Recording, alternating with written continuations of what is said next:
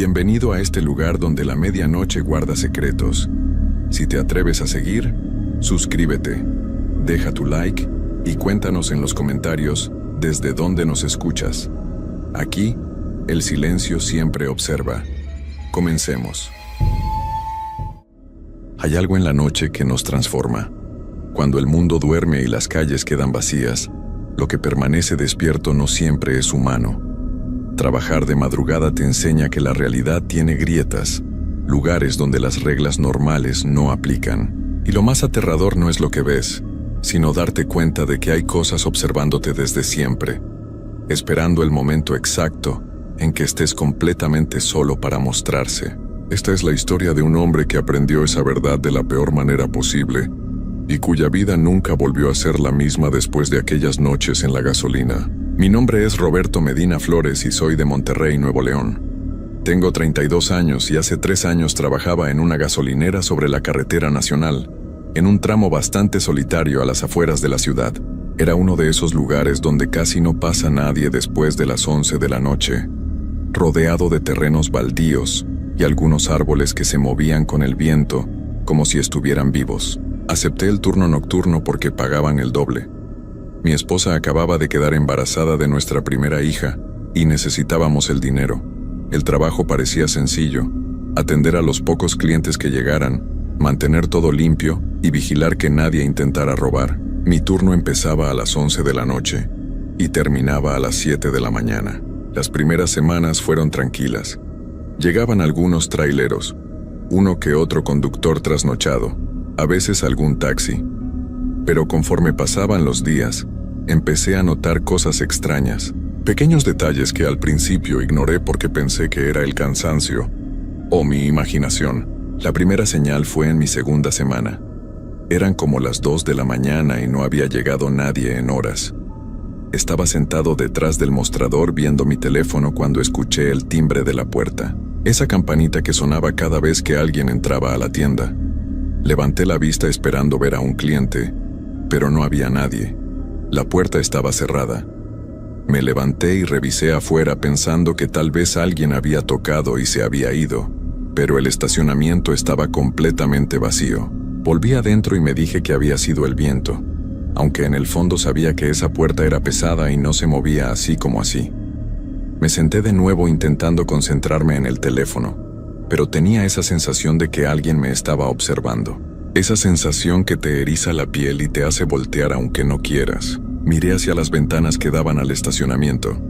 Todo estaba oscuro excepto por las luces de los dispensadores de gasolina que creaban círculos amarillentos en el pavimento.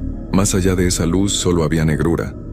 Pero juro que vi algo moverse entre las sombras, algo que se ocultó en cuanto dirigí mi mirada hacia allá. Me quedé paralizado mirando fijamente ese punto. Mi corazón latía rápido, pero me convencí de que no era nada, quizás un perro callejero o algún animal. Traté de calmarme y seguí con mi rutina, limpiando los pasillos y acomodando productos, pero esa sensación no se fue en toda la noche. Los días siguientes todo pareció normal otra vez. Llegaban clientes, hacía mi trabajo, el tiempo pasaba. Pero entonces comenzó a suceder algo que me perturbó mucho más. Siempre alrededor de las 3 de la mañana, que es la hora más muerta de la madrugada, empezaba a escuchar pasos afuera de la tienda. Pasos lentos, como si alguien caminara alrededor del edificio dando vueltas. La primera vez que los escuché, salí de inmediato con una linterna. Di toda la vuelta al edificio alumbrando cada rincón, detrás de los tambos de basura, entre los dispensadores. Revisé todo. No había nadie. Absolutamente nadie. Pero en cuanto volví a entrar y me quedé quieto, los pasos regresaron. Claros, inconfundibles, el sonido de alguien caminando sobre el concreto justo del otro lado de la pared. Esto se repitió durante varias noches. Siempre a las 3 de la mañana. Siempre los mismos pasos lentos y pesados dando vueltas. Salía a revisar y nunca había nada, pero en cuanto entraba, ahí estaban otra vez. Dejé de salir después de un tiempo porque me di cuenta de que era inútil y francamente me estaba asustando demasiado. Le comenté a mi esposa sobre los pasos, pero ella me dijo que seguramente era algún vagabundo o alguien que se escondía cuando me escuchaba salir. Tenía sentido, aunque algo dentro de mí sabía que no era eso.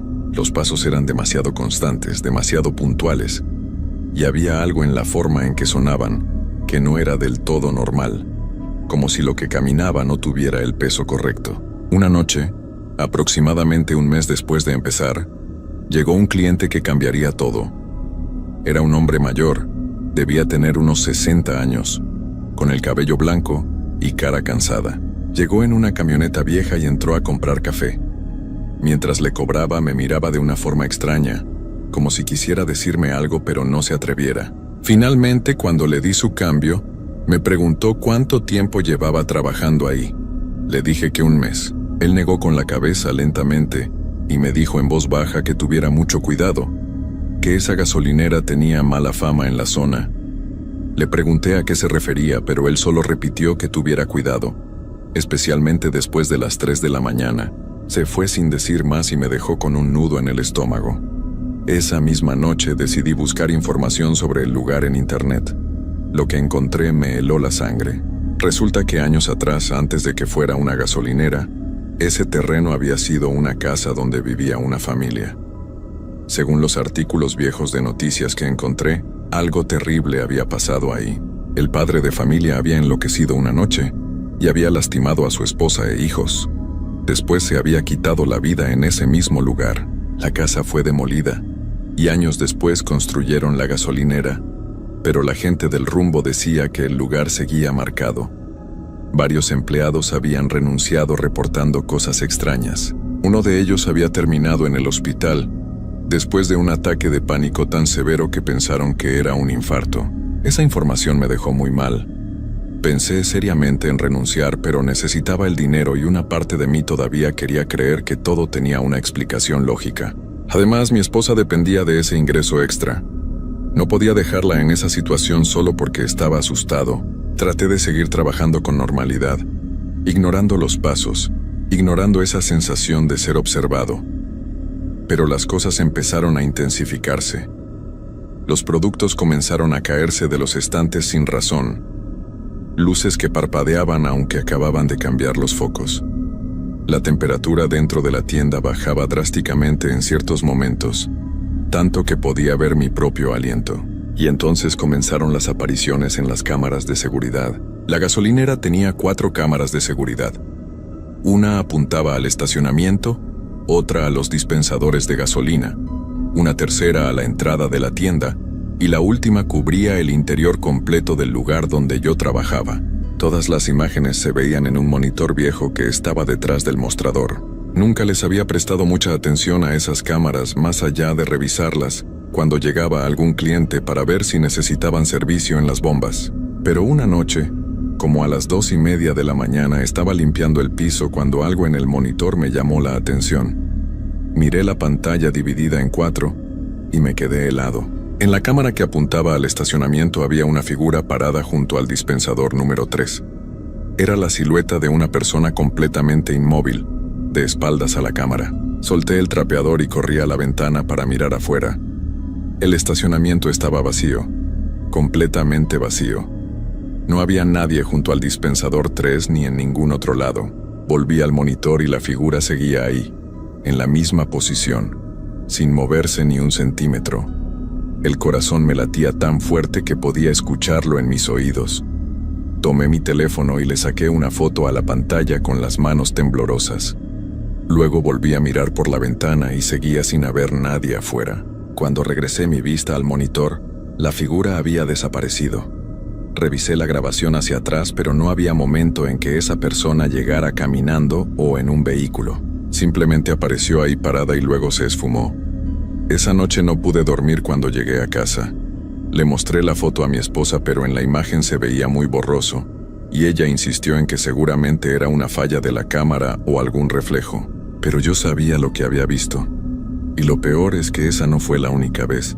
2 noches después estaba revisando las cámaras rutinariamente cuando vi algo en la que grababa el interior de la tienda. Ahí estaba yo detrás del mostrador, pero en el pasillo del fondo, cerca de los refrigeradores, había alguien más, una figura oscura que parecía estar mirando directamente hacia donde yo estaba. Di la vuelta de inmediato para ver el pasillo real, y por supuesto no había nadie. Mi respiración se volvió pesada y sentí que las piernas me temblaban. Volví a mirar el monitor y la figura ya no estaba. Pero ahora, en la cámara del estacionamiento, había 3 siluetas paradas en fila, todas dándome la espalda, todas completamente quietas, bajo la luz amarillenta de las lámparas. Salí corriendo de detrás del mostrador y miré por las ventanas. El estacionamiento seguía vacío. No había nadie. Pero en el monitor, esas 3 figuras permanecían ahí inmóviles. Sentí que me iba a desmayar. El aire se me atascaba en la garganta y un sudor frío me recorría toda la espalda. Llamé al número de emergencia de la empresa, pero nadie contestó. Era demasiado tarde y el supervisor de turno probablemente estaba dormido. Pensé en salir corriendo y dejar todo abandonado, pero mi auto estaba estacionado del otro lado. Tendría que cruzar ese estacionamiento donde las cámaras mostraban esas cosas paradas. Me quedé paralizado detrás del mostrador sin saber qué hacer. Pasaron unos 10 minutos que se sintieron como horas hasta que finalmente las figuras desaparecieron del monitor una por una. Cuando ya no quedaba ninguna en pantalla, me atreví a respirar profundo otra vez. El resto de la noche me la pasé sentado en el piso detrás del mostrador, abrazando mis rodillas, tratando de no mirar el monitor pero sin poder evitarlo. Cada sombra, cada reflejo en las ventanas me hacía saltar del susto. Cuando finalmente amaneció y llegó el compañero del turno matutino, salí de ahí casi corriendo sin decirle nada. Esa mañana le dije a mi esposa que iba a renunciar. Ella se molestó mucho porque necesitábamos el dinero, pero cuando vio lo pálido que estaba y cómo me temblaban las manos al hablar, entendió que algo realmente malo estaba pasando. Me pidió que aguantara al menos 2 semanas más, mientras ella buscaba un trabajo de medio tiempo para compensar el ingreso. Acepté, pero me sentía fatal. Las siguientes noches fueron una agonía. Ya no solo veía las figuras en las cámaras, ahora también escuchaba susurros, voces muy bajitas que parecían venir de todos lados y de ningún lado al mismo tiempo. No podía entender lo que decían, pero el tono era perturbador, como si estuvieran enojadas o sufriendo. En una de esas noches, alrededor de las 4 de la mañana, los susurros se volvieron más fuertes. Pude distinguir una voz que repetía algo una y otra vez. Decía: ayúdanos. Una y otra vez: ayúdanos, ayúdanos, ayúdanos.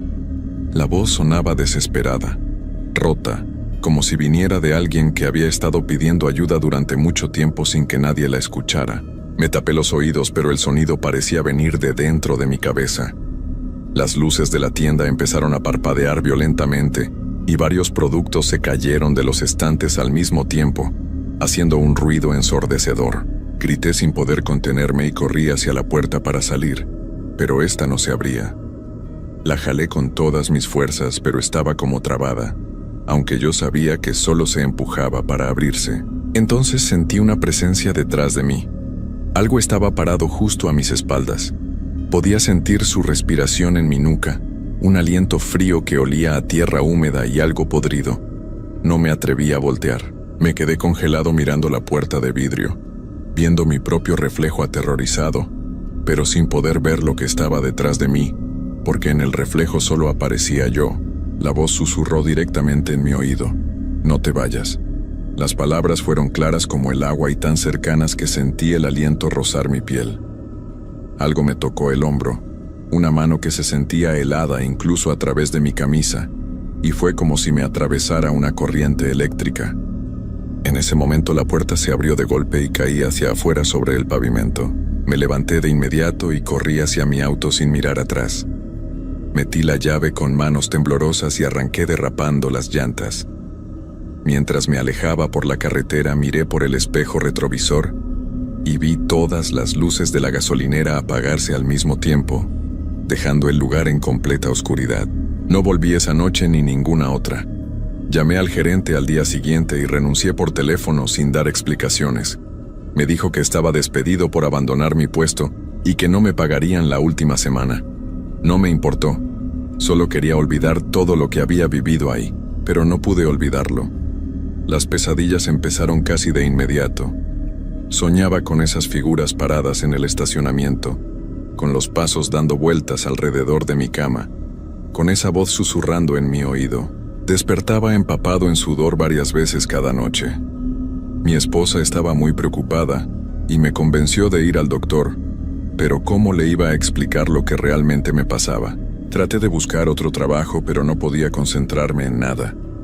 Cada vez que estaba en un lugar cerrado o poco iluminado, esa sensación de ser observado regresaba. Empecé a tener ataques de ansiedad tan fuertes que terminé en urgencias 2 veces pensando que me estaba dando un infarto. Las cosas empeoraron cuando mi hija nació. Debería haber sido el momento más feliz de mi vida, pero yo estaba destrozado mentalmente. No podía dormir, apenas comía. Me la pasaba nervioso todo el tiempo esperando que algo malo sucediera. Mi esposa hacía lo posible por ayudarme, pero ella también estaba agotada cuidando a la bebé y trabajando. Un día, como 2 meses después de haber renunciado, me encontré con el hombre mayor que me había advertido sobre la gasolinera. Estaba en un supermercado y lo reconocí de inmediato. Me acerqué y le pregunté si podíamos hablar. Él aceptó y fuimos a tomar un café. Le conté todo lo que había vivido. Cada detalle, cada experiencia aterradora. Él me escuchó sin interrumpir, asintiendo de vez en cuando como si todo lo que le decía tuviera sentido para él. Cuando terminé, se quedó callado un momento y luego me dijo algo que nunca olvidaré. Me explicó que él había trabajado en esa gasolinera años atrás y había vivido cosas similares. Según él, lo que pasaba en ese lugar no eran simples apariciones o fantasmas. Era algo mucho peor. Dijo que el hombre que había enloquecido en esa casa no lo hizo porque sí, sino porque ese terreno estaba maldito desde antes. Algo oscuro habitaba ahí desde mucho tiempo atrás. Me contó que varios empleados habían pasado por experiencias parecidas a la mía, y que todos habían quedado marcados de alguna forma. Algunos desarrollaron problemas mentales severos, otros tuvieron accidentes extraños después de renunciar, y uno incluso había desaparecido sin dejar rastro. Según él, esas presencias no solo habitaban la gasolinera, sino que de alguna forma se enganchaban a las personas que trabajaban ahí, especialmente a aquellos que las percibían con más claridad. Le pregunté desesperado si había alguna forma de liberarme de eso, de hacer que dejaran de seguirme. Él negó con la cabeza lentamente y me miró con una tristeza profunda en los ojos. Me dijo que lo había intentado todo. Había ido con sacerdotes, con curanderos, con cualquiera que prometiera ayuda, pero nada funcionaba. Lo único que podía hacer era aprender a vivir con ello, con esa sensación constante de no estar nunca completamente solo. Me explicó que con los años la intensidad disminuía un poco, que los episodios se volvían menos frecuentes, pero que nunca desaparecían del todo. Dijo que él llevaba 15 años desde que dejó ese trabajo, y todavía había noches en que escuchaba los pasos, noches en que sentía esa presencia observándolo desde las sombras de su propia casa. Salí de ese café sintiéndome peor que antes. Si lo que me decía era verdad, entonces no había escape. Esto era mi vida ahora, vivir con ese peso constante, con ese miedo que nunca me abandonaría completamente. Han pasado 3 años desde entonces y puedo confirmar que el viejo tenía razón. Las cosas han disminuido un poco, pero nunca se han ido. Todavía hay noches en que escucho pasos alrededor de mi cama. Todavía siento esa mirada clavada en mi espalda cuando estoy solo.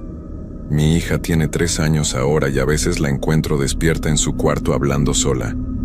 Cuando le pregunto con quién habla, señala hacia la esquina oscura de su habitación y dice que con el señor triste. Eso me destroza el alma.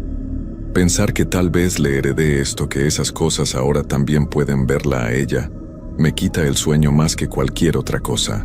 He tratado de protegerla manteniendo luces encendidas toda la noche, nunca dejándola sola en cuartos oscuros, pero sé que no es suficiente. Mi esposa finalmente se enteró de todo hace un año. Una noche me encontró en la sala a las 3 de la mañana, paralizado en el sofá, mirando fijamente hacia el pasillo donde claramente se escuchaban pasos que ella no podía oír. Le tuve que contar toda la verdad porque ya no podía seguir ocultándolo. Al principio no me creyó, pensó que estaba teniendo un colapso nervioso, pero con el tiempo ha visto suficientes cosas extrañas en nuestra casa como para al menos dudar. Nuestra relación se ha deteriorado. Ella está cansada, asustada, y yo no la culpo.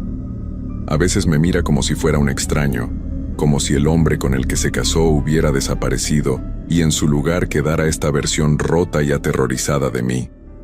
Hemos hablado de separarnos, pero ninguno de los dos quiere que nuestra hija crezca en un hogar dividido. Así que seguimos juntos, pero ya no somos felices. He intentado volver a trabajar en empleos normales, pero no puedo mantenerlos. Los ataques de pánico aparecen sin aviso. Hay días en que no puedo salir de casa porque siento que si lo hago, algo terrible va a pasar. Vivo con medicamentos para la ansiedad que me dejan medio dormido todo el tiempo, pero al menos me permiten funcionar mínimamente. Lo peor de todo es que últimamente las cosas han empezado a intensificarse otra vez. Los pasos son más frecuentes, más fuertes. He visto sombras moverse en mi casa en plena luz del día. Anoche desperté y había alguien parado junto a mi cama. Una silueta oscura que se quedó ahí mirándome durante lo que parecieron horas, aunque probablemente fueron solo minutos. No me atreví a moverme ni a hacer ruido. Solo cerré los ojos con fuerza y recé para que se fuera. Cuando finalmente me atreví a abrir los ojos otra vez, ya no estaba. Pero en el buró junto a mi cama había 3 marcas, como de dedos largos que se habían hundido en la madera. Esas marcas siguen ahí. Las veo cada mañana cuando despierto y me recuerdan que esto es real, que no estoy loco, que hay algo realmente ahí y que nunca me va a dejar en paz. He pensado muchas veces en terminar con todo esto de la única forma posible, pero no puedo hacerle eso a mi hija. Ella me necesita, aunque sea esta versión destruida de su padre. Así que sigo adelante, día tras día, noche tras noche, sabiendo que nunca voy a estar verdaderamente a salvo, que nunca voy a poder dormir tranquilo otra vez. A veces me pregunto si hubiera sido mejor nunca haber aceptado ese trabajo, nunca haber entrado a esa gasolinera. Pero luego recuerdo que necesitaba el dinero, que no tenía opción, y me doy cuenta de que tal vez esto estaba destinado a pasarme de todas formas. Tal vez ese lugar me eligió a mí específicamente, por razones que nunca voy a entender. Lo único que sé con certeza es que mi vida terminó la noche que sentí esa mano fría en mi hombro y escuché esa voz susurrar en mi oído. Todo lo que vino después ha sido simplemente existir en este infierno interminable, esperando a que eventualmente esas cosas decidan qué es lo que realmente quieren de mí. Y lo más aterrador de todo es que sé que algún día lo van a reclamar. Puedo sentirlo acercándose como una tormenta en el horizonte. Cada día que pasa, esa sensación se hace más fuerte, más urgente. Están esperando el momento correcto, cuando esté lo suficientemente débil, lo suficientemente roto, y entonces van a venir por mí de verdad. Hasta ese día, solo puedo seguir viviendo con este peso, con este miedo constante, sabiendo que no hay salida, que no hay esperanza, que esto es lo que soy ahora y lo que seré hasta el final. La gasolinera todavía está abierta. Busqué en internet hace unos meses y sigue operando. Sigue necesitando empleados para el turno nocturno.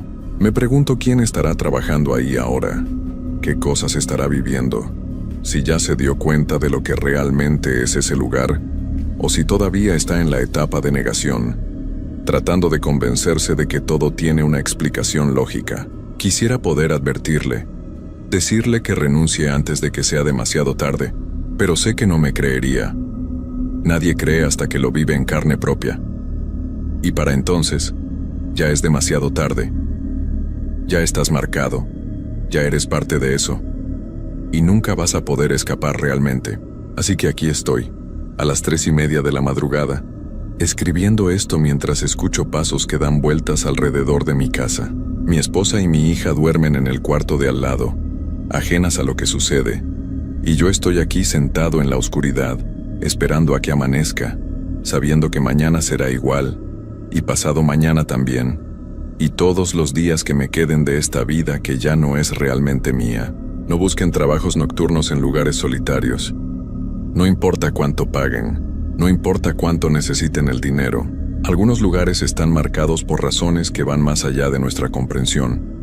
Y una vez que entras en contacto con eso, una vez que abres esa puerta, nunca se cierra completamente. Ahora los pasos se han detenido.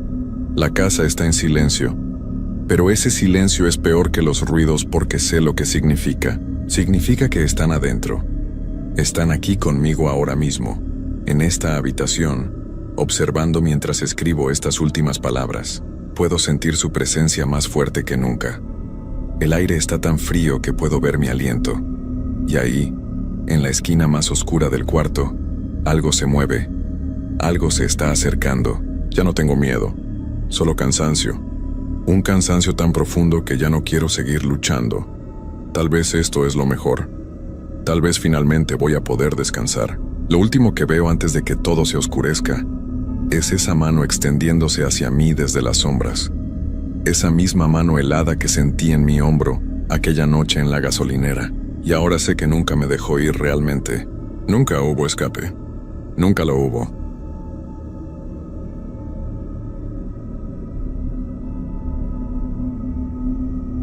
Hay trabajos que la gente evita por miedo, por superstición o simplemente porque no cualquiera tiene el estómago para hacerlos. Ser velador de cementerio es uno de esos empleos que nadie quiere, pero que alguien tiene que hacer. La mayoría piensa que es solo cuestión de acostumbrarse, de vencer el miedo inicial y seguir adelante, pero hay lugares donde las cosas no son tan simples como parece. Hay sitios donde la muerte no descansa como debería. Mi nombre es Carlos Hernández Morales y soy de Puebla, México. Tengo 42 años y durante los últimos 8 he trabajado como velador nocturno en el cementerio San Miguel, uno de los más antiguos de la ciudad. La gente me pregunta cómo puedo dormir tranquilo después de pasar las noches entre tumbas y mausoleos. Pero la verdad es que hace mucho tiempo que no duermo bien. Todo comenzó cuando perdí mi trabajo en la fábrica textil donde había trabajado durante 15 años. La crisis económica nos pegó fuerte y tuvieron que recortar personal. Con 2 hijos pequeños y una esposa enferma, no podía darme el lujo de ser exigente con el trabajo. Cuando vi el anuncio en el periódico buscando un velador para el cementerio, supe que tenía que aplicar, aunque la idea no me gustara para nada. El trabajo parecía sencillo. Llegar a las 8 de la noche, hacer rondas cada 2 horas por todo el cementerio, mantener alejados a los vándalos y ladrones de flores, y salir a las 6 de la mañana cuando llegara el personal de día. El sueldo no era malo, y sobre todo era un empleo seguro. Los muertos, pensé, no se quejan ni hacen huelgas. Los primeros días fueron normales. El cementerio San Miguel es enorme, con más de 500 años de antigüedad. Tiene secciones que datan desde la época colonial, con tumbas de familias adineradas que construyeron verdaderos palacios en miniatura para sus difuntos. También están las secciones más pobres, donde las cruces de madera se amontonan unas contra otras sin mucho orden. Mi rutina era simple. Llegaba con mi termo de café, mi linterna y una radio pequeña para hacer menos pesadas las horas. Me instalaba en la caseta de vigilancia que está justo en la entrada principal y comenzaba mi primera ronda a las 9 en punto. El cementerio se divide en 5 secciones principales y yo tardaba aproximadamente 1 hora en recorrerlas todas. Durante las primeras semanas, lo único extraño que noté fueron los gatos. Había muchos gatos callejeros que vivían entre las tumbas y por las noches salían a cazar ratones y a buscar comida. Al principio me daban un susto tremendo cuando aparecían de repente entre las lápidas, pero poco a poco me acostumbré a ellos. Incluso comencé a traerles sobras de comida de la casa. Fue en mi 4ª semana de trabajo cuando las cosas comenzaron a cambiar. Era una noche de martes. Recuerdo perfectamente porque mi esposa siempre veía su telenovela favorita los martes y me había pedido que le grabara el capítulo. Eran aproximadamente las 11:30 de la noche cuando hice mi segunda ronda de la jornada. Todo iba normal hasta que llegué a la sección más antigua del cementerio, donde están los mausoleos de las familias importantes de la ciudad.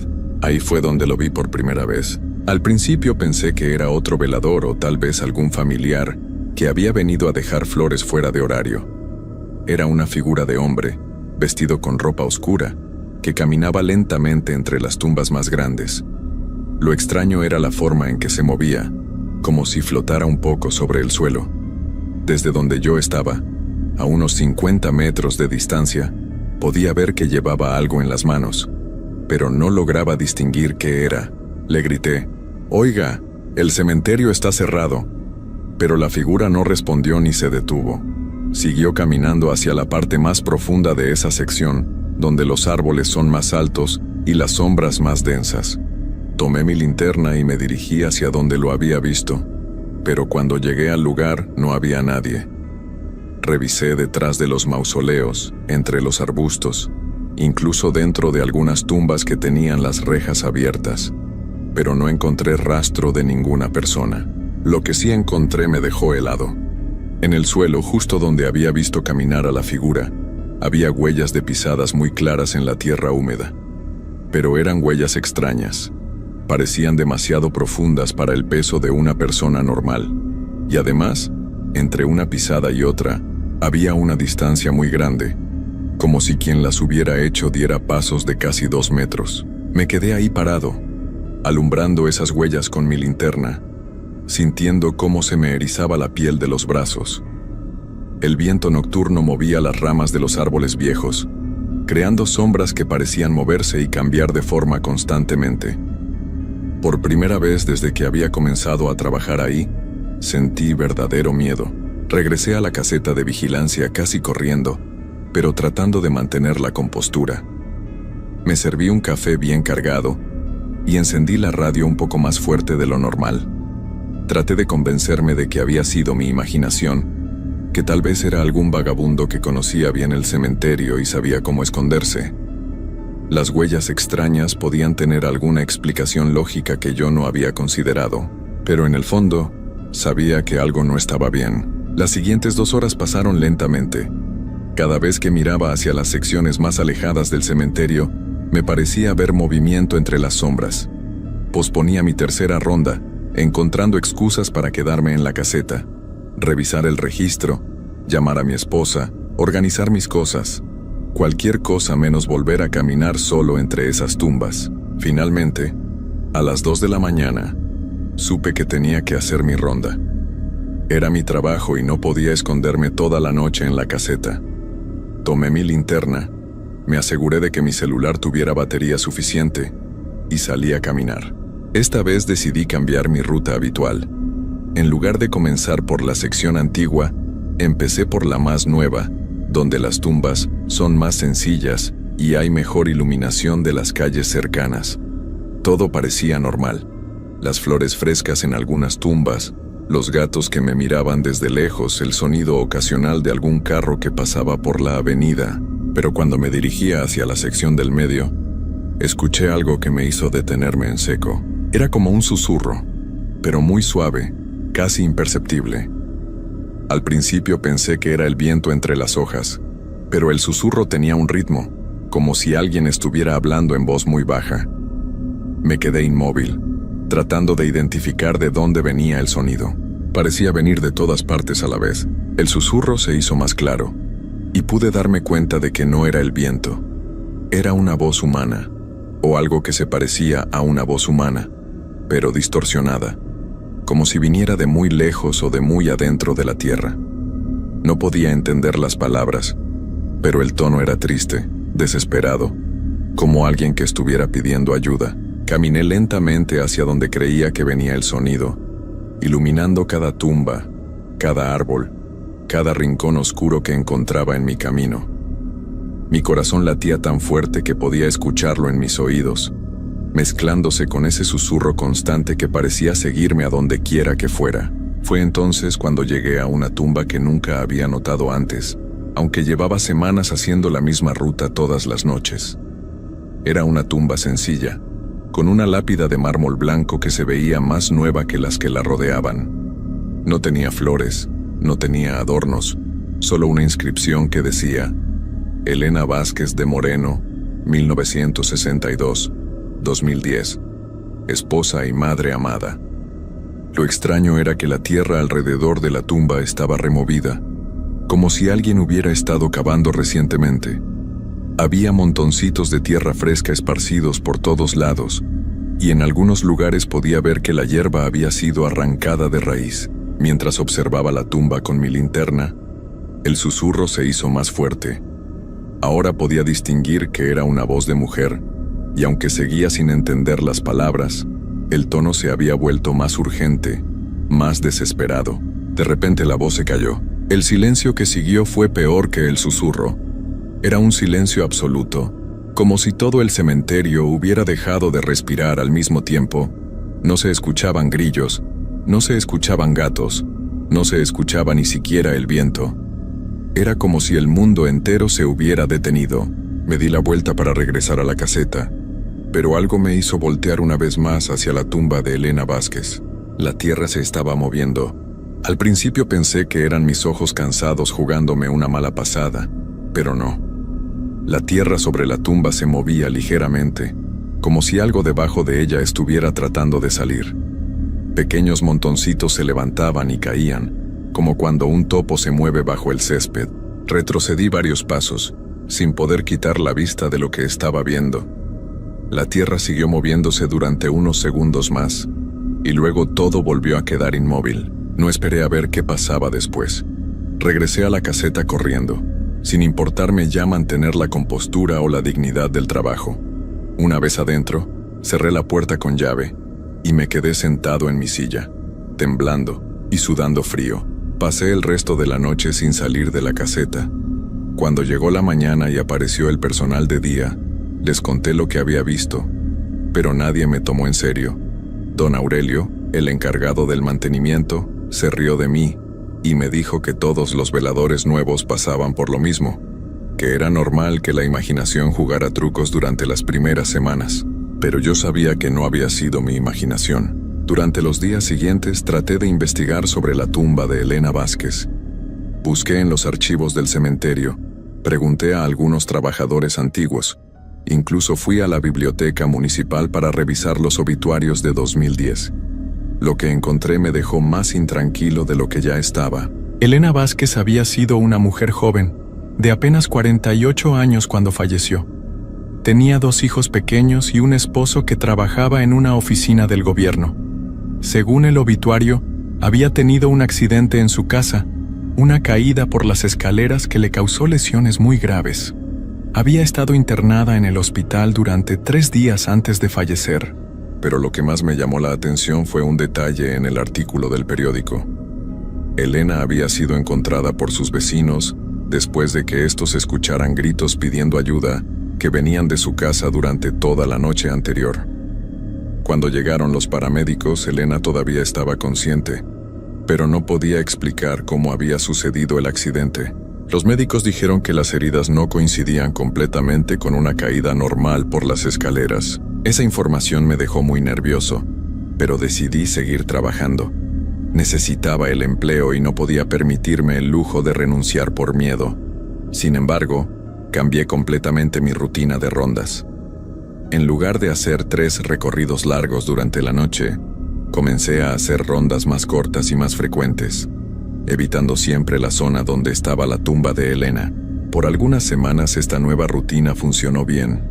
No volví a ver la figura extraña caminando entre las tumbas, no volví a escuchar susurros, y la tierra de la tumba de Elena parecía estar normal cada vez que pasaba cerca, aunque siempre mantenía mi distancia. Pero las cosas tranquilas no duran para siempre en un lugar como el cementerio San Miguel. Una noche de viernes, exactamente 2 meses después de mi primer encuentro con lo extraño, llegué al trabajo y encontré algo que me heló la sangre. En la puerta de la caseta de vigilancia, alguien había dejado un ramo de flores marchitas. Eran flores que parecían haber estado frescas hace días, pero ahora estaban secas, negras, con un olor dulzón y desagradable. No había ninguna nota, no había ninguna explicación, solo las flores marchitas, atadas con un listón blanco que también se veía sucio y viejo. Le pregunté a don Aurelio si él había visto a alguien dejar las flores, pero me dijo que no, que cuando él se había ido en la tarde no había nada en la puerta. Los otros trabajadores tampoco sabían nada al respecto. Tiré las flores a la basura y traté de no darle importancia al asunto, pero durante toda esa noche me sentí observado. Cada vez que salía de la caseta para hacer una ronda, tenía la sensación de que había ojos siguiendo cada uno de mis movimientos, desde las sombras más profundas del cementerio. Fue durante mi segunda ronda de esa noche cuando volví a ver a la figura. Esta vez estaba mucho más cerca de la caseta, caminando lentamente entre las tumbas de la sección nueva. Pude verla con más claridad que la primera vez. Era definitivamente un hombre, alto y delgado, vestido con un traje oscuro que parecía de otra época. Llevaba algo en las manos que brillaba un poco bajo la luz de la luna. Pero lo más perturbador era su cara. Desde donde yo estaba, pude ver que tenía la piel muy pálida, casi blanca, y sus ojos parecían ser dos huecos negros en su rostro. No tenía expresión alguna, como si fuera una máscara en lugar de una cara real. Esta vez no le grité. Me quedé inmóvil observándolo mientras él seguía su camino lento entre las tumbas. Parecía estar buscando algo específico, porque se detenía frente a algunas tumbas y las observaba cuidadosamente antes de continuar. Cuando llegó a la tumba de Elena Vázquez, se detuvo completamente. Colocó en el suelo lo que llevaba en las manos, y pude ver que eran más flores marchitas, iguales a las que habían aparecido en la puerta de mi caseta. Luego se arrodilló frente a la tumba y comenzó a hacer algo con las manos, aunque desde mi distancia no podía ver exactamente qué. El susurro comenzó de nuevo. Esta vez era más fuerte, más claro, y pude darme cuenta de que venía directamente de donde estaba la figura arrodillada. Era la misma voz de mujer que había escuchado antes, pero ahora podía distinguir algunas palabras. Ayuda. Por favor. No puedo. Duele mucho. La figura siguió arrodillada durante varios minutos, mientras el susurro continuaba y se hacía cada vez más desesperado. Yo me quedé escondido detrás de un mausoleo grande, sin atreverme a moverme, sin atreverme casi ni a respirar.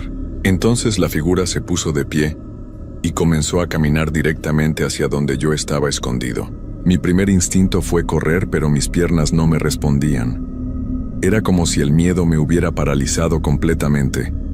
Solo podía quedarme ahí, presionado contra la piedra fría del mausoleo, viendo cómo esa cosa se acercaba paso a paso. Sus movimientos eran extraños, como si no supiera muy bien cómo usar sus propias piernas. Cada paso parecía un esfuerzo enorme, y entre un pie y otro había pausas muy largas, como si tuviera que recordar cómo caminar. Cuando estuvo a unos 10 metros de distancia, pude ver su rostro con claridad horrible. No tenía ojos en las cuencas, solo 2 agujeros profundos y negros. Su piel era blanca como el papel, pero tenía manchas oscuras que parecían moretones viejos. La boca era solo una línea recta sin labios, como si hubiera sido dibujada con un marcador. Pero lo peor era el olor que traía consigo. Era un olor dulce y podrido, como flores que hubieran estado bajo el agua durante semanas. El olor se hacía más fuerte mientras se acercaba, hasta que casi no podía respirar. Se detuvo justo frente al mausoleo donde yo me escondía. Giró la cabeza lentamente hacia mi dirección, aunque no tenía ojos para verme. Supe que sabía exactamente dónde estaba. Durante varios segundos que parecieron horas, se quedó inmóvil, como si estuviera estudiándome. Luego habló. Su voz no salía de su boca, sino que parecía venir del aire mismo, de la tierra, de las piedras. Era una voz profunda y hueca, como un eco dentro de una cueva muy profunda. «Tú sabes lo que pasó», me dijo. «Tú sabes que ella no se cayó». No pude responder. No podía ni siquiera respirar normalmente. Solo me quedé ahí, temblando y sintiendo cómo el sudor frío me empapaba la camisa. «Él la empujó», continuó la voz. «La empujó y la dejó gritar toda la noche. Nadie vino a ayudarla hasta que ya era demasiado tarde». La figura extendió su mano hacia mí. Era una mano blanca y delgada, con dedos demasiado largos y uñas negras que parecían garras. En la palma tenía algo que brillaba. Era una cadena dorada con un dije en forma de corazón. «Esto es suyo», dijo. «Se lo quitó cuando ella ya no podía defenderse. Está escondido en su casa detrás de la foto familiar en la sala». Reconocí inmediatamente la cadena. Era idéntica a una que había visto en una foto del obituario de Elena, una foto donde aparecía sonriendo junto a sus hijos. «Tienes que decírselo a alguien», continuó la figura. «Tienes que hacer que paguen. Ella no puede descansar mientras él siga libre». En ese momento entendí lo que estaba pasando.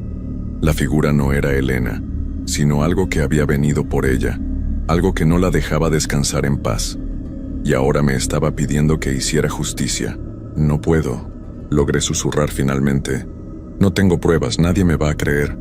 Los agujeros donde deberían estar los ojos de la figura parecieron volverse más profundos y oscuros. Entonces ella seguirá sufriendo, dijo. Y tú también. La figura se dio la vuelta y comenzó a alejarse, pero antes de desaparecer entre las sombras, me gritó una última cosa que me heló el alma.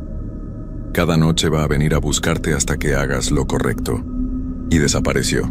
Me quedé escondido detrás del mausoleo durante el resto de la noche. No me atreví a hacer ninguna ronda más. No me atreví ni siquiera a regresar a la caseta. Simplemente me quedé ahí, acurrucado como un niño asustado, esperando a que llegara el amanecer. Cuando finalmente apareció el personal de día, salí de mi escondite y les dije que había tenido problemas estomacales durante la noche. Nadie sospechó nada, pero yo sabía que no podía seguir así. Durante los días siguientes, no pude dormir bien. Cada vez que cerraba los ojos veía esa cara sin ojos y escuchaba esa voz horrible diciéndome que Elena seguiría sufriendo por mi culpa. Mi esposa notó que algo andaba mal, pero cuando le pregunté, no supe cómo explicarle lo que había visto. Decidí investigar por mi cuenta. Usando la computadora de la biblioteca municipal, busqué información sobre Ramón Moreno, el esposo de Elena. Encontré su dirección, su lugar de trabajo, incluso algunas fotos suyas en redes sociales. Era un hombre de apariencia normal, de unos 50 años, con cara redonda y sonrisa amigable. En sus fotos aparecía con sus hijos, en reuniones familiares, en su trabajo. Parecía una persona completamente común y corriente, pero había algo en sus ojos que no me gustaba. Una frialdad que no coincidía con su sonrisa. Durante una semana entera no pasó nada extraño en el cementerio. No vi la figura, no escuché susurros. La tumba de Elena permaneció intacta. Comencé a pensar que tal vez todo había sido producto de mi estrés y mi cansancio, que mi mente me había jugado una mala pasada. Pero el viernes de esa semana, las cosas empeoraron. Llegué al trabajo como siempre, a las 8 en punto. Todo parecía normal hasta que entré a la caseta de vigilancia. En mi escritorio había una caja pequeña, envuelta en papel negro. No había ninguna nota, ninguna explicación. Solo la caja esperándome. Con las manos temblando, la abrí lentamente. Adentro estaba la cadena dorada con el dije en forma de corazón. Era real, no era mi imaginación. Podía sentir el peso del oro en mis manos. Podía ver los pequeños rayones que tenía el dije. Podía oler un perfume muy suave que todavía se pegaba al metal. Debajo de la cadena había una fotografía. Era una foto de la casa de Ramón Moreno, tomada desde afuera durante la noche. En la ventana de la sala se podía ver su silueta, sentado frente a la televisión. Pero lo más perturbador era que en la esquina de la foto, escrito con tinta roja, había un mensaje. Él sabe que tú sabes. Me quedé viendo la foto durante varios minutos, sintiendo cómo el pánico crecía en mi pecho. ¿Cómo había llegado esa caja a mi escritorio? ¿Quién había tomado esa foto? ¿Y cómo sabía Ramón Moreno que yo había hablado con lo que fuera que había hablado? Esa noche no hice ni una sola ronda. Me quedé encerrado en la caseta con todas las luces encendidas, la radio puesta a todo volumen y mi celular listo para llamar a la policía si era necesario. Pero la policía no me habría servido de nada para lo que estaba por venir. Aproximadamente a las 12 de la noche, comenzaron los golpes. Eran golpes suaves al principio, como si alguien estuviera tocando la puerta de la caseta con los nudillos. Pero cuando me asomé por la ventana, no había nadie ahí fuera. Los golpes continuaron, haciéndose más fuertes y más frecuentes. Parecían venir de todas las paredes de la caseta al mismo tiempo, como si varias personas estuvieran golpeando desde afuera. Pero cada vez que miraba por las ventanas, solo veía la oscuridad normal del cementerio. Entonces comenzaron las voces. No era solo la voz de Elena esta vez. Eran muchas voces, hombres y mujeres, niños y ancianos, todos susurrando al mismo tiempo. No podía entender lo que decían individualmente, pero todas parecían estar pidiendo ayuda, todas parecían estar sufriendo. Los golpes y las voces continuaron durante toda la noche. No paré ni un minuto ni un segundo. Era como si todo el cementerio hubiera despertado y estuviera tratando de entrar a la caseta para llevarme con ellos.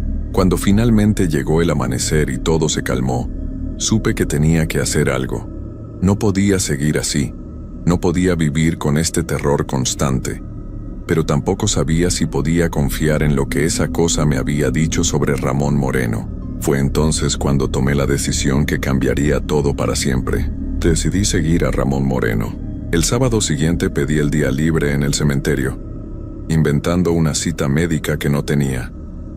Pasé todo el día vigilando la casa de Ramón desde mi carro, estacionado al final de su calle. Era una casa normal de clase media, con un jardín pequeño y una cerca de metal. Nada que indicara que ahí vivía un hombre capaz de lastimar a su propia esposa. Durante el día no pasó nada interesante. Ramón salió a comprar el periódico en la mañana, regresó y no volvió a salir hasta la tarde cuando fue al supermercado con sus hijos. Parecía un padre normal haciendo las compras de la semana, pero cuando llegó la noche las cosas cambiaron. Alrededor de las 8, vi que Ramón salió de su casa solo. Sus hijos se habían quedado adentro, y él caminó hacia un carro viejo que estaba estacionado a una cuadra de distancia. Era extraño porque tenía un carro nuevo en su cochera, pero prefirió usar el viejo. Lo seguí manteniendo mi distancia. Ramón condujo durante unos 20 minutos hasta llegar a una zona de la ciudad que yo no conocía bien. Era un barrio pobre, con casas pequeñas y calles mal iluminadas. Se estacionó frente a una casa que tenía todas las luces apagadas. Desde mi carro vi cómo Ramón bajó y caminó hacia la puerta principal. Tenía una llave. Entró como si fuera su propia casa. Me quedé esperando durante más de una hora, pero Ramón no salió. Las ventanas de la casa permanecían oscuras, sin ninguna señal de actividad. Comenzaba a preguntarme si había cometido un error siguiéndolo, cuando escuché algo que me puso la piel chinita. Eran gritos. Gritos de mujer que venían de dentro de la casa.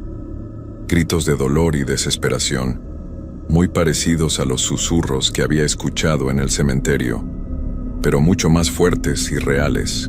Tomé mi celular para llamar a la policía, pero en ese momento vi algo que me paralizó por completo. En la ventana de la casa apareció una silueta. Era una mujer joven golpeando el vidrio con las manos, tratando de romperlo. Podía ver su cara desesperada, su boca abierta gritando, sus ojos llenos de terror. Detrás de ella apareció otra silueta. Era Ramón, agarrándola por el cabello y arrastrándola hacia atrás, lejos de la ventana. Los gritos se hicieron más fuertes por un momento, y luego se cortaron abruptamente. Todo quedó en silencio. Llamé a la policía inmediatamente, pero cuando llegaron 10 minutos después la casa estaba vacía. No había ni rastro de Ramón, ni de la mujer, ni de lo que había pasado ahí adentro. Los policías revisaron toda la casa pero no encontraron nada fuera de lo normal. Me preguntaron qué había visto exactamente, pero cuando les conté sobre los gritos y la mujer en la ventana, me miraron como si estuviera loco.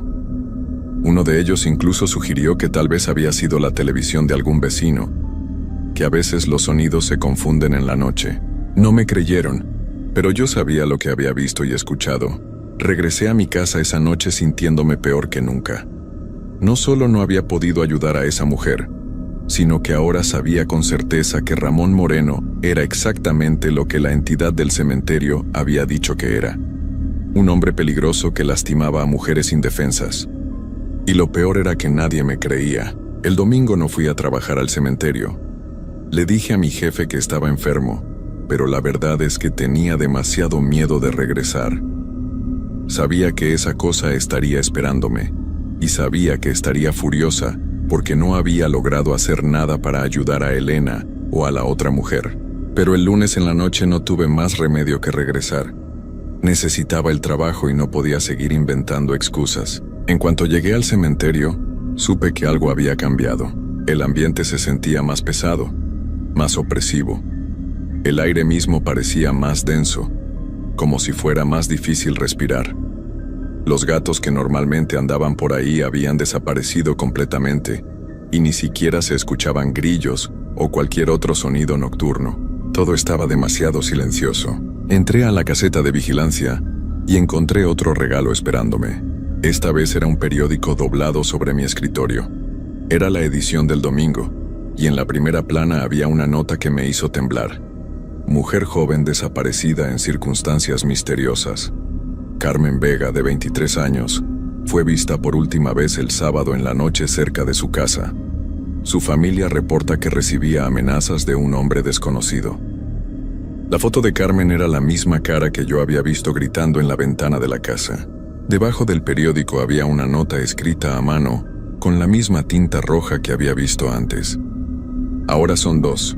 Pronto serán muchas más. Tú pudiste haberlo evitado. Me senté en mi silla sintiendo cómo el peso de la culpa me aplastaba el pecho. Era verdad. Yo había visto lo que estaba pasando y no había logrado hacer nada para impedirlo. Una mujer joven había desaparecido. Probablemente había perdido la vida, y yo había sido incapaz de salvarla. Esa noche las cosas empeoraron más de lo que jamás hubiera imaginado. A las 11 en punto comenzaron a aparecer. Primero fue Elena, caminando lentamente hacia la caseta desde su tumba. Pero esta vez no estaba sola. Detrás de ella caminaba otra figura femenina, más joven, vestida con la misma ropa que Carmen había llevado en la foto del periódico. Luego aparecieron más, mujeres de todas las edades, todas caminando en la misma dirección, todas con la misma expresión de dolor y desesperación en sus caras pálidas.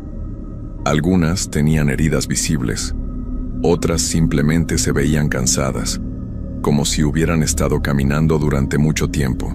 Todas venían hacia mí, se detuvieron frente a la caseta y comenzaron a hablar al mismo tiempo. Esta vez podía escuchar claramente lo que decían. No hiciste nada, pudiste salvarnos. Ahora somos muchas por tu culpa. Él va a seguir haciéndolo. Y tú vas a seguir viendo. Sus voces se mezclaban formando un coro horrible de acusaciones y reproches. Todas me miraban con ojos llenos de tristeza y ira. Todas me señalaban con dedos que parecían huesos blancos. Traté de explicarles que había llamado a la policía, que había tratado de hacer lo correcto, pero mi voz no salía. Era como si tuviera la garganta cerrada. No es suficiente, dijeron todas al unísono. Nunca será suficiente. Entonces Elena se acercó más a la ventana de la caseta. Él sabe dónde vives, me dijo. Sabe dónde vive tu esposa. Sabe dónde van tus hijos a la escuela. Sentí como la sangre se me helaba en las venas. Si no haces que lo capturen pronto, continuó Elena, él va a venir por tu familia. Va a hacerles a ellos lo mismo que nos hizo a nosotras. Y entonces, agregó Carmen, tú vas a saber exactamente cómo nos sentimos. Todas las figuras se rieron al mismo tiempo. Era una risa fría y hueca, como el sonido del viento entre huesos secos. Pero no te preocupes, dijo Elena. Cuando tu esposa y tus hijos estén aquí con nosotras, ya no vas a estar solo. Vamos a estar juntos para siempre. Las figuras comenzaron a desvanecerse lentamente, pero antes de desaparecer por completo, Elena me gritó una última amenaza. Tienes 3 días antes de que él vaya por tu familia. Y desaparecieron. Me quedé en la caseta temblando durante el resto de la noche. Cuando llegó la mañana, renuncié inmediatamente. Les dije a mis jefes que había conseguido otro trabajo. Recogí mis cosas y me fui, pero sabía que no me serviría de nada. Durante los días siguientes traté de convencer a mi esposa de que nos fuéramos de la ciudad por un tiempo, que visitáramos a su hermana en Guadalajara. Pero ella no entendía por qué tanta prisa, y yo no podía explicarle la verdad sin sonar como un loco. Traté de ir a la policía de nuevo, esta vez con la cadena de Elena como evidencia, pero me dijeron que no podían hacer nada con un objeto que yo mismo admitía haber encontrado en circunstancias extrañas. Sin una denuncia formal o evidencia concreta, no podían arrestar a Ramón Moreno. El tercer día llegó demasiado rápido. Esa noche no pude dormir. Me quedé despierto en la sala vigilando por la ventana, esperando ver si Ramón Moreno aparecía por mi calle. Mi esposa y mis hijos dormían tranquilamente en sus cuartos, sin saber el peligro que se acercaba. A las 3 de la mañana vi una sombra moviéndose en mi jardín. Era él. Ramón Moreno estaba parado junto al árbol grande que está frente a mi casa, observando las ventanas como si estuviera decidiendo por cuál entrar. En sus manos llevaba algo que brillaba bajo la luz de la calle. Tomé el bate de béisbol que tenía escondido junto a mi silla y salí sigilosamente de la casa por la puerta trasera. No iba a dejar que lastimara a mi familia como había lastimado a Elena y a Carmen, pero cuando llegué al jardín delantero, Ramón ya no estaba ahí. La puerta principal de mi casa estaba abierta. Corrí hacia adentro gritando los nombres de mi esposa y mis hijos, pero ya era demasiado tarde. La casa estaba vacía. En la mesa de la cocina había una nota que decía: «Ahora sabes cómo se siente. Búscalos en el mismo lugar donde encontraste a Carmen». He estado buscando durante 3 semanas. He ido a esa casa todas las noches, pero siempre está vacía. He llamado a la policía cientos de veces, pero no pueden encontrar ni rastro de mi familia. Oficialmente, están clasificados como desaparecidos, pero yo sé lo que realmente pasó.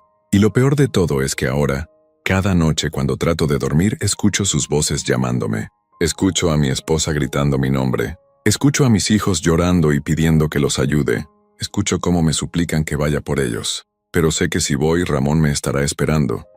Y sé que una vez que esté ahí, nadie más va a quedar para contar esta historia. Así que aquí estoy, escribiendo esto porque necesito que alguien sepa la verdad. Necesito que alguien sepa que Elena Vázquez no se cayó por las escaleras, que Carmen Vega no desapareció por casualidad, y que mi familia no se fue de vacaciones como le dije a los vecinos. Todas están con Ramón Moreno en algún lugar, sufriendo como sufrieron todas las otras. Y yo no puedo hacer nada para salvarlas, porque si voy por ellas también voy a desaparecer. Y si no voy por ellas, voy a tener que vivir el resto de mi vida escuchando sus gritos pidiendo ayuda. No hay escapatoria, no hay esperanza, solo hay dolor y culpa que nunca va a terminar. Y cada noche, cuando el miedo no me deja dormir, pienso en todas esas mujeres caminando por el cementerio San Miguel, esperando a que alguien haga justicia por ellas, esperando a que alguien las ayude a descansar en paz. Pero ese alguien no voy a ser yo, porque soy un cobarde que prefiere vivir con la culpa antes que arriesgar su propia vida. Y por eso Elena y todas las demás van a seguir caminando entre las tumbas para siempre, esperando una ayuda que nunca va a llegar.